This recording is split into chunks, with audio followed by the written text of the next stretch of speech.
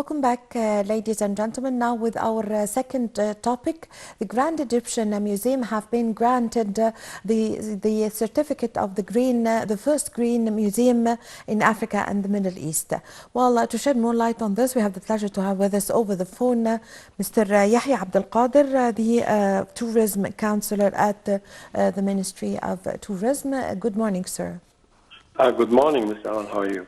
How are you? Well, Mr. Abdel Qader, how do you see the significance of the Grand Egyptian Museum being granted the certificate of Green Museum, or the first of its kind green museum in Africa and the Middle East?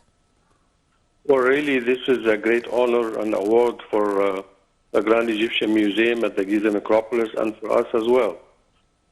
This citation has been presented through Age Advance, and it is one of the investment and financial affiliates of the World Bank.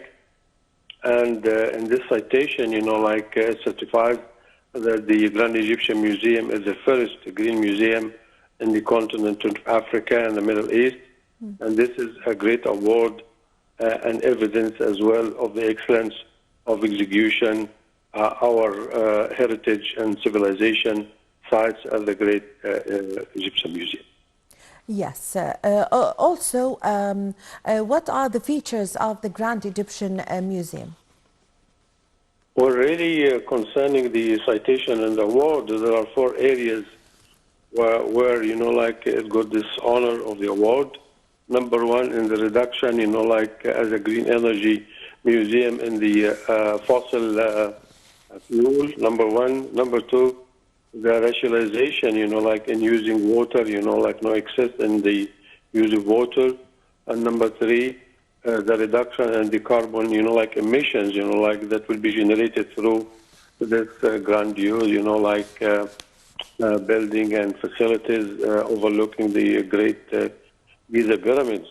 And number 4, which is very, significant, is the fixing and establishment of the solar energy panels that will generate, clean energy, and not going to create any kind of harm or damage to the environment and the atmosphere, in this the classical part of heritage and civilization region. Yes, so the Grand Egyptian Museum, Mr. Abdel Qader, the Grand Egyptian Museum is Egypt's gift to the world, and it encompasses a large number of pieces from different collections. So give us an idea about the pieces and the collection inside the Grand Egyptian Museum. Well, really, the whole collection is over 100,000 artifacts that belongs to archaeological periods, ranging from the Old Kingdom, Middle Kingdom, and New Kingdom as well.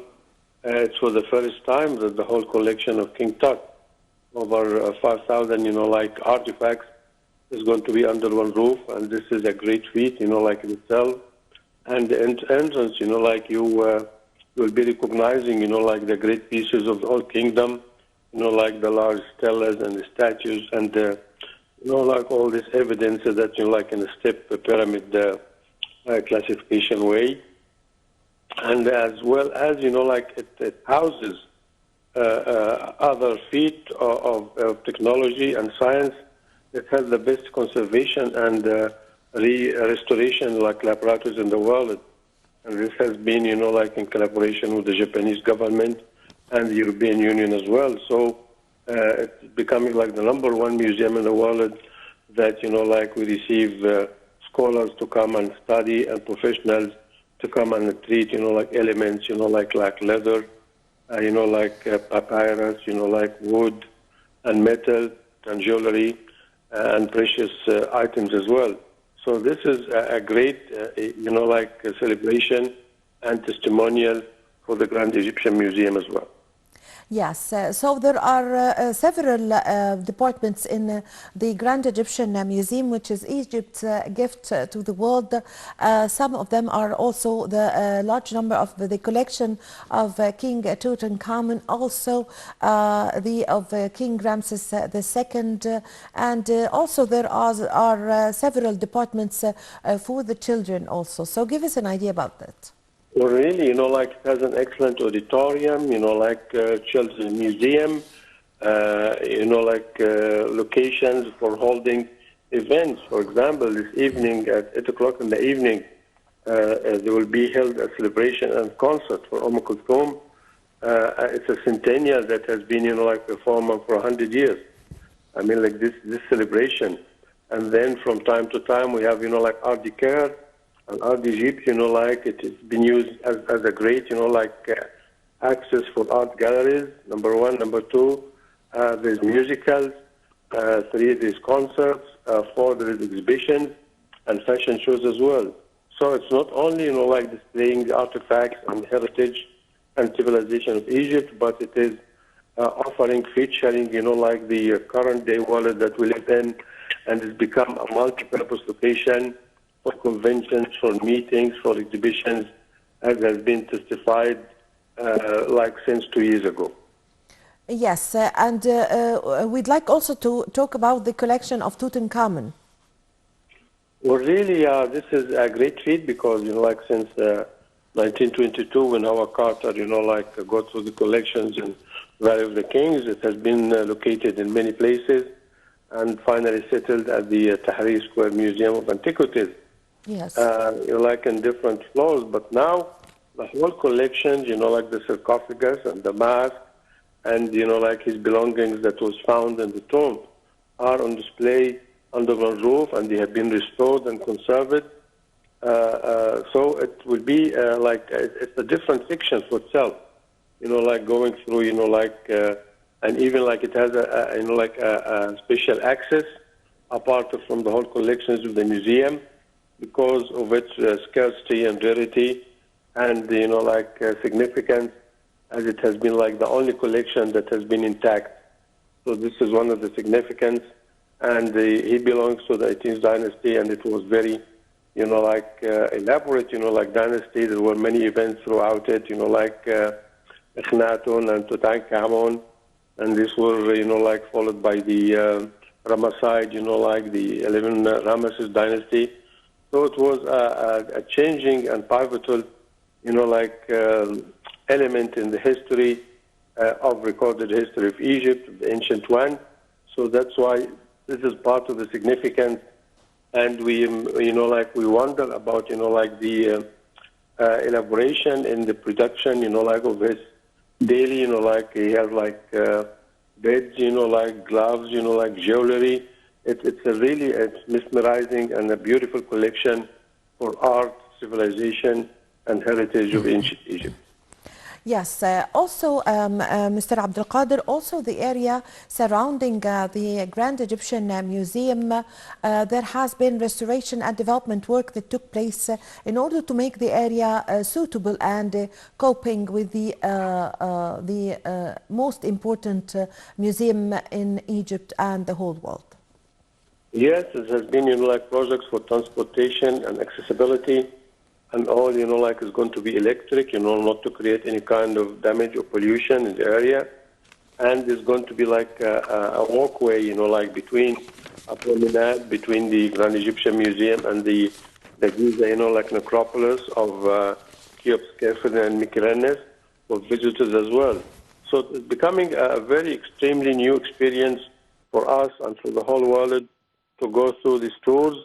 And there is as well, there is a subway, that take visitors over there to be very accessible to the area of the location of the Grand Egyptian Museum and the Giza necropolis as well. Yes, the way the statues and the pieces are displayed is completely different from the normal or regular way of showing the monuments. Like, for example, the steps that encompasses a number of statues and monuments. So give us an idea about the stairs.